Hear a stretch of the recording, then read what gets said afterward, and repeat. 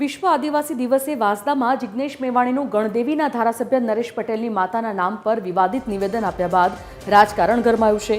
વિવાદિત ટિપ્પણી મામલે સાંસદ ધવલ પટેલે જિગ્નેશ મેવાણી પર પ્રહાર કરતા કહ્યું કે અમારા ધારાસભ્યના સ્વર્ગસ્થ માતા વિશે જો બીજી વખત વિવાદિત ટિપ્પણી થઈ તો અમે અમારી સ્ટાઇલમાં જવાબ આપીશું।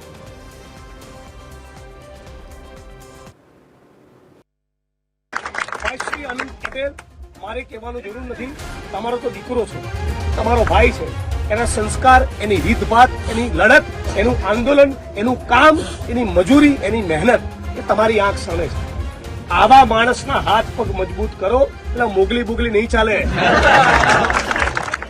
આવા માણસને મજબૂત કરો।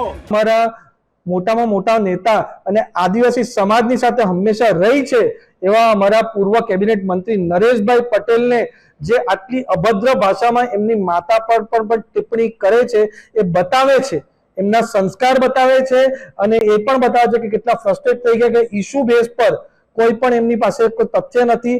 એટલે અમારા જે આદિવાસી સમાજના નેતા છે, ગણદેવીના ધારાસભ્ય છે, પૂર્વ અમારા કેબિનેટ મંત્રી છે ને વર્ષો કે દાયકાઓ સુધી આદિવાસી સમાજની સેવા કરે છે, એમની સ્વર્ગસ્થ માતા પર જે અભદ્ર ટિપ્પણી ઘડી કરે છે એ બતાવે છે કે આમના સંસ્કાર કેટલા છે। અમે ભારતીય જનતા પાર્ટીના નેતાઓ છે, આદિવાસી સમાજના નેતાઓ છે ને આદિવાસી સમાજમાં માતાઓનું સૌથી મોટું માન છે, સૌથી મોટું સન્માન છે। અમે તમારી જેટલી નીચ કક્ષા પર ઉતરતા નથી, એટલે અમે તમારી માતા કે પરિવાર પર બયાન આપતા નથી। પણ આજે હું તમારા રેકોર્ડ પર કહું છું કે આજ પછી અમારા આદિવાસી સમાજના નેતા નરેશભાઈ પટેલ કે કોઈના ખિલાફ, પરિવારના ખિલાફ તમે બોલશો તો પછી અમે પણ અમારી સ્ટાઇલમાં જવાબ આપશું।